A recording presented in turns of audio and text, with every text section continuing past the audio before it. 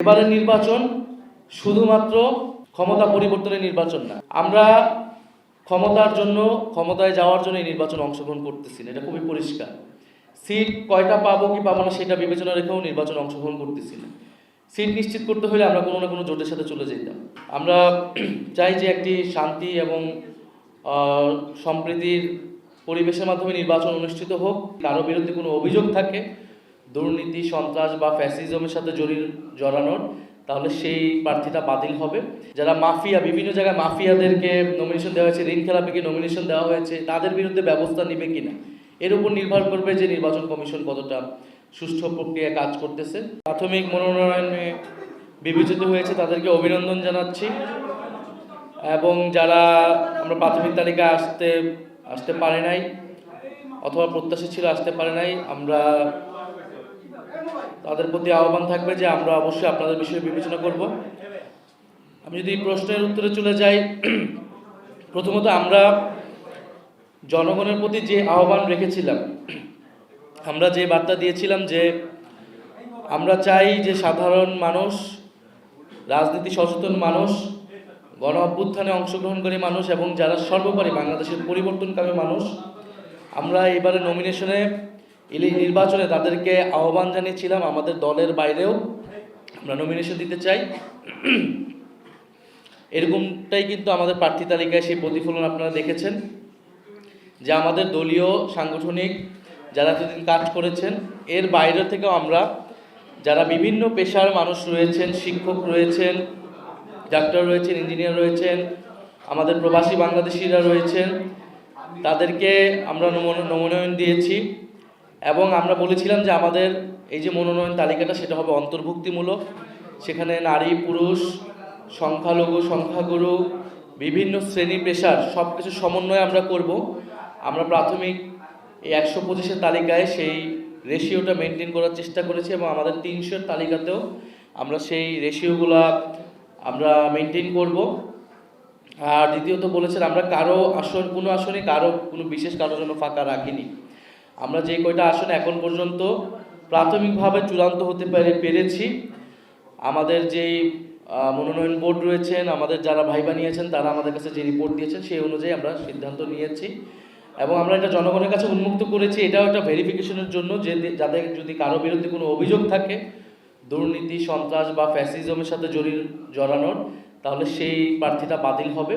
এবং আমাদের এই প্রক্রিয়া কিন্তু চলমান আছে, চলমান থাকবে যতদিন না আমরা চূড়ান্তভাবে 300 মনোনয়ন দিচ্ছি।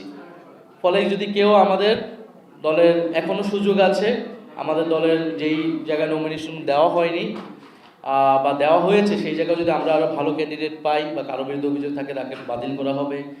যেগুলোতে দেওয়া হয়নি সেখানে যদি কোনো ভালো ক্যান্ডিডেট আমরা পাই, যারা যদি আমাদের সাথে যোগাযোগ করে বা আমাদের সাথে যারা অলরেডি যারা 1600 জন নমিনেশন নিয়েছেন তাদের মধ্যে থেকে আমরা বিবেচনা করব। দ্বিতীয়ত, নির্বাচনী পরিবেশ আমরা চাই যে একটি শান্তি এবং সম্প্রীতির পরিবেশের মাধ্যমে নির্বাচন অনুষ্ঠিত হোক, প্রতিহিংসা এবং বিভেদের রাজনীতি দূর হোক। ফলে এনসিপির যারা মনোনয়ন পেয়েছেন প্রাথমিক, আমরা তাদের প্রতি আহ্বান থাকবে যে আপনারা অবশ্যই ঐক্যবদ্ধভাবে যারা প্রতিদ্বন্দ্বী রয়েছেন আপনাদের এলাকায় তাদের সাথে সম্মিলিতভাবে তাদের সহযোগিতা নিয়েই, তাদেরকে সহযোগিতা করেই নির্বাচন অংশগ্রহণ করবেন। আমরা নির্বাচনী পরিবেশ পুরোপুরি সন্তোষজনক আমরা বলবো না। আমরা বিভিন্ন জায়গায় দেখছি যে আমাদের পোস্টার ছিঁড়ে ফেলা হচ্ছে এবং নির্বাচনী বিধান লঙ্ঘন করেই নির্বাচনী প্রচারণার কাজ, পোস্টারিং বা টাকা খরচের যে বিষয়গুলো সেগুলো কিন্তু আসতেছে। আমরা নির্বাচন কমিশনে বলে আসছি যে প্রার্থীদের যেই খরচের হিসাব সেটা যাতে যথাযথভাবে নির্বাচন কমিশন যাচাই বাছাই করে আদায় করে নেয় তথ্যগুলো হলফনামার। আমরা দেখছি বিভিন্ন জায়গায় অস্ত্রের মহড়া হচ্ছে। বিএনপি জামাত উভয় দল থেকে আমরা এই ধরনের সংস্কৃতি দেখছি। আমাদের সদস্য সচিব যখন সেটা একটা বক্তব্যে বিরোধিতা করেছে, জামাত ইসলাম থেকে সেটার একটা প্রতিবাদ জানানো হয়েছে মিথ্যা। ফলে এই ধরনের কাজগুলো কিন্তু হচ্ছে। আমরা এটা আমাদের রাজনীতিতে, নির্বাচনীতে সংস্কৃতি আমরা জানি, কিন্তু আমাদের দলগুলোকে দায়িত্বশীল আচরণ করতে হবে আমাদের, এবং সেই সংস্কৃতি থেকে বের হয়ে আসতে হবে।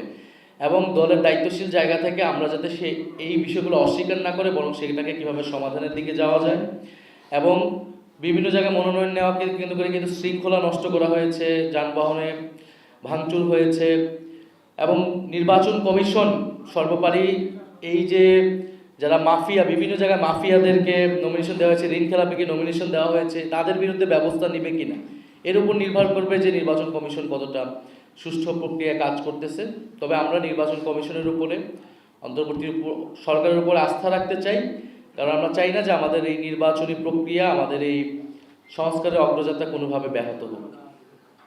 নাহিদ ভাই, একটু একটা জিনিস হচ্ছে আপনাদের যে জোট, সেটি আগে আপনারা যেমনটি বলছিলেন যে আপনারা বিএনপির সঙ্গেও যেতে পারেন, জামাতের সঙ্গেও যেতে পারেন, তাদের সাথে না যাওয়ার মূল কারণটা কি, এটি একটি প্রশ্ন। আর দ্বিতীয় প্রশ্ন হচ্ছে আপনাদের যে দুজন জোট সঙ্গী রয়েছেন তাদের জন্য আপনারা কতটা আসন ফাঁকা রাখতে যাচ্ছেন? এটা তো এনসিপির তালিকা, আমরা আমাদের জোটের যারা যে দল রয়েছেন বা এই জোটে আরও অনেক দল আসতে পারেন, আমরা পরবর্তীতে তাদের সাথে একটা সমন্বয় করব। এই মুহূর্তে আমরা বলতে পারতেছি না, আমরা ভালো প্রার্থী দেখে আসলে এই বিষয়টা সমন্বয় করবো, এটা কোনো নির্ধারিত সংখ্যায় আবদ্ধ থাকবে না। আর দ্বিতীয়টা কি বলেছিলেন প্রথমটা? আপনারা বিএনপি বা জোটের জামাতের সঙ্গে কেন জোটে গেলেন, মূল কারণ? আচ্ছা, আমরা প্রথমত যখন আমরা দেখলাম যে আমাদের নমিনেশন প্রক্রিয়া চালু করার পরে ১৬০০ মানুষ যখন এই আমাদের নমিনেশন ফর্ম কিনেছেন এবং সারা দেশে অভূতপূর্ব সাড়া পড়েছে, আমাদের কাছে তখন মনে হয়েছে যে মানুষের এই ভালোবাসাকে আমরা উপেক্ষা করতে পারি না। আমাদের নমিনেশন ফর্ম অনেকেই কিনেছেন যারা নির্বাচন আসলে অংশগ্রহণ করবেন না, বিদেশে থাকেন অথবা দেশে কোনো একটা পেশায় আছেন, তারা আমাদের দলকে ভালোবেসে আমাদের দলকে ডোনেট করার একটা সুযোগ পেয়ে তারা এই নমিনেশন ফর্ম কিনেছে। এবং এই ভালোবাসাটা, এই সহযোগিতা, সমর্থনটা তারা এই কারণেই করতে যাচ্ছেন যাতে আমরা আমাদের রাজনীতি নিয়ে, আমাদের লক্ষ্য নিয়ে আমরা এককভাবে দাঁড়াই।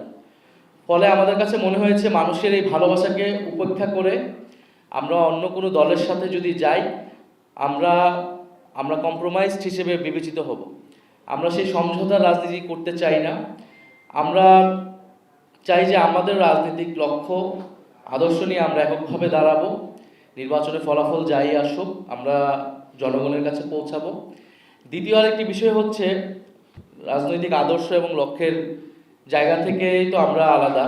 আমরা বারবার বলেছি, যদি গণ অভ্যুত্থানের পরে ফ্যাসিবাদ বিরোধী রাজনৈতিক দলগুলা জনগণের আকাঙ্ক্ষা অনুযায়ী, সংস্কারের আকাঙ্ক্ষা অনুযায়ী, তরুণ প্রজন্মের আকাঙ্ক্ষা অনুযায়ী রাজনীতি পুনর্গঠিত করত, নিজেদের দলের ভিতরে সংস্কার আনতো, নিজেদের নীতি আদর্শকে আরও ঠিক করত, তাহলে এনসিপির জন্মের প্রয়োজন ছিল না। এনসিপি 7 মাস অপেক্ষা করেছে যাতে বিদ্যমান রাজনৈতিক দলগুলো একটা সমঝোতায় এসে আমাদের তরুণ প্রজন্মের গণ অভ্যুত্থানের আকাঙ্ক্ষা বাস্তবায়ন করে। যেহেতু তারা সেটা করে নাই, যেহেতু তারা নিজেদের দলাদলি অন্তর্কন্দলে ব্যস্ত ছিল, নিজেদের দলীয় এজেন্ডায় কে প্রাধান্য করে তুলেছে, ফলেই কিন্তু এনসিপির জন্ম হয়েছে। এবং আমরা দেখতে পাচ্ছি যে সংস্কার ছিল গণ অভ্যুত্থানের পরে অন্যতম প্রধান এজেন্ডা, দ্বিতীয় এজেন্ডা ছিল বিচার। ফলে এই যে সংস্কার এবং এই যে সামনে যে একটা গণভোট হবে এবং গণভোটে যে সংস্কার প্রক্রিয়া বাস্তবায়ন হবে, এই আলাপটাই কোনো রাজনৈতিক দল করছে না। অর্থাৎ সংস্কারের পক্ষে কিন্তু কেউ ক্যাম্পেইন করছে না।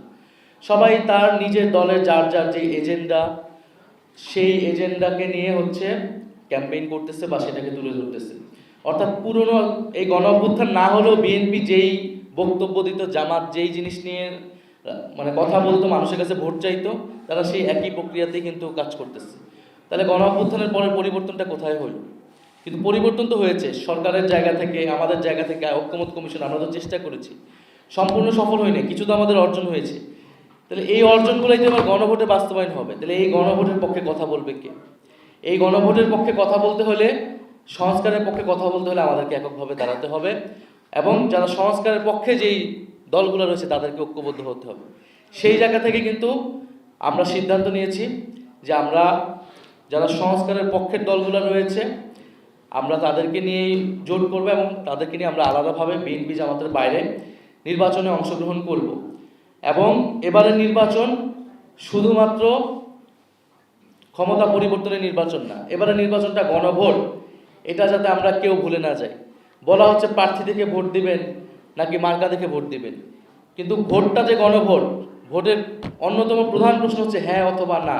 এই কথাটা কেউ বলছেন, আমরা এই কথাটাই বলার জন্য নির্বাচনে অংশগ্রহণ করতেছি। আপনারা অনেকে জিজ্ঞেস করেন যে আমরা কয়টা সিট পাবো বা আমরা কয়টা সিট প্রত্যাশা করি। আমরা ক্ষমতার জন্য, ক্ষমতায় যাওয়ার জন্য এই নির্বাচনে অংশগ্রহণ করতেছি না, এটা খুবই পরিষ্কার। সিট কয়টা পাবো কি পাবো না সেটা বিবেচনা রেখেও নির্বাচনে অংশগ্রহণ করতেছি না। সিট নিশ্চিত করতে হলে আমরা কোনো না কোনো জোটের সাথে চলে যেতাম। ফলে আমাদের নির্বাচনে অংশগ্রহণ করার লক্ষ্যটা কি? আমাদের নির্বাচনে অংশগ্রহণ করার লক্ষ্য 300 আসনে আমরা প্রার্থী দিতে যাচ্ছি, যারা জনগণের কাছে যাবে, যারা হ্যাঁ পক্ষে প্রচারণা করবে, হ্যাঁ পক্ষে জনগণকে মোটিভেট করবে। কারণ এই হ্যাঁ মানে হচ্ছে সংস্কার, হ্যাঁ মানে হচ্ছে গণ অভ্যুত্থানের পর আমরা যতটুকু অগ্রগতি করেছি সেটাকে অব্যাহত রাখা, আমাদের সংস্কারের অর্জনগুলোকে বাস্তবায়ন করা। হ্যাঁ বিপরীতে যাচ্ছে না, না মানে আমাদের কোনো ধরনের সংস্কার হবে না, না মানে 5ই আগস্টের আগে বাংলাদেশ যেভাবে পরিচালিত হতো সেভাবেই পরিচালিত হবে, হয়তো শেখ হাসিনার জায়গায় আরেকজন ব্যক্তি বসবে। ফলে পুরো বাংলাদেশ নির্বাচনের সময় বিভক্ত হবে হ্যাঁ এবং নাতে। আমরা সেখানে হ্যাঁ এর পক্ষে, সংস্কারের পক্ষে, পরিবর্তনের পক্ষে কথা বলতে চাই। মানুষকে যাতে সেই দিকে ভোট দেয় সেই আহ্বান আমরা করতে চাই। আমরা কখনোই বলবো না এনসিপিকে ভোট দিন, শাপলা কলিকে ভোট দিন।